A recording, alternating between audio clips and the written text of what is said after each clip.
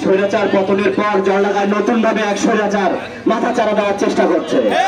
তার মূল উদ্দেশ্য দখলদারি, দোকান দখল, চাঁদাবাজি, টেন্ডারবাজি সহ নানা অপকর্ম।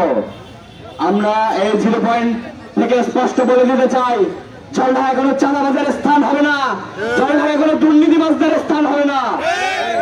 এই সেক্রেটারি যদি কোন জায়গায় কোন রকমের অপকর্ম করার চেষ্টা করে, সেখানে তাদের দাঁত ভাঙা জবাব দেওয়া হবে। আপনি বললেন আমরা নাকি 5 তারিখের পরে বের হয়েছে, আমরা 5 তারিখের আগে বের হয়েছি দেখে আপনি 5 তারিখের পরে বের হতে পারছেন।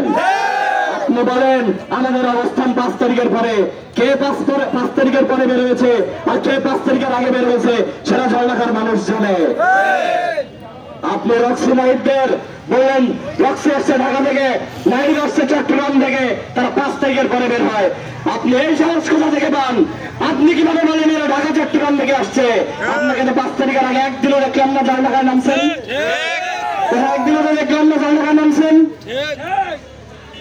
আমরা আজকের কর্মসূচি থেকে আবার ঘোষণা দিতে চাই, তারা যদি আবার কোনো বিশৃঙ্খলা করার চেষ্টা করে আমরা পরবর্তী কর্মসূচি আবার ঘোষণা করব।